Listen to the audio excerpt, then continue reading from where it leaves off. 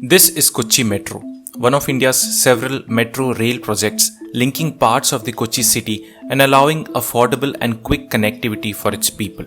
It began operations in June 2017 and currently has a network length of around 24 kilometers, and several more kilometers are currently in the pipeline. The construction work for the metro started in June 2013 and the first line was opened 4 years later in 2017. The construction work for the different phases of the metro, although regular, suffers greatly during a specific period of the year, the period between the last week of October till mid-November. The managers at the work sites have noticed many laborers disappearing in bulk during that particular time of the year. The work of the metro has been affected to such a degree that the metro authorities have decided to plan accordingly in advance so as to ensure minimum disruption to the construction work during October-November period. Let's look at another story. This is the Dhanbad-Alleppey Express, one of India's several long-distance trains. The train was not that famous a decade ago until recently when it became one of the most crowded trains of India. And the train is jam-packed every year during the same period we had referred earlier, that is, during the October to November period. Let's look at another picture. This here is a scene from the Malayalam movie Anne Maria Kalipilana, a 2016 movie. The actor shown here is Santosh Lakshman, who is playing a character who doesn't appear to know Malayalam. Here is Santosh Lakshman again playing the same non-Malayali character in another movie Anjam Padira, which was released in 2020. All three of them have a single connection.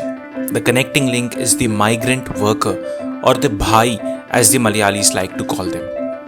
To understand how we reached here, let's go back a few decades into the 1930s. Huge oil reserves were discovered in the eastern Arabia region comprising the Arab states of the Persian Gulf with large-scale commercial extraction beginning in the early 1950s.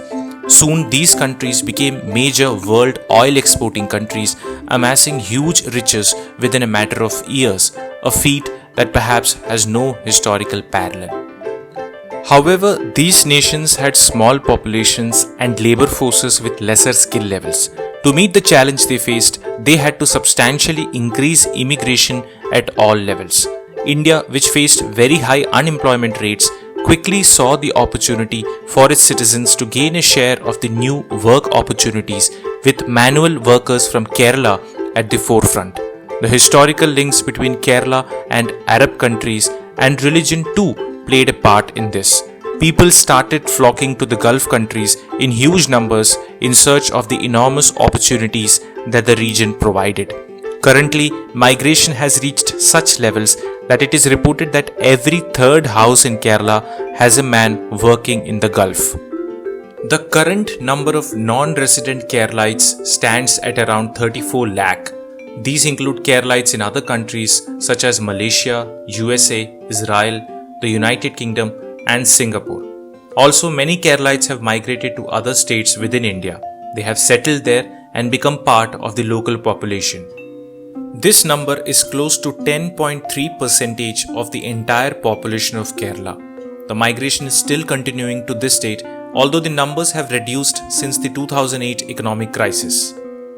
But apart from the immigration calculations, Kerala is also experiencing a demographic change in another area.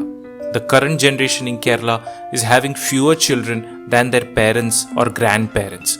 In fact, the population growth in 2 of the 14 districts, Pathanamthitta and Idukki, has turned negative.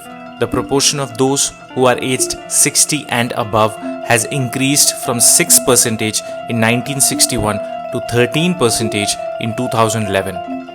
The state's education system has also been efficient in turning out highly educated workforce every year who ultimately end up mainly in the services sector.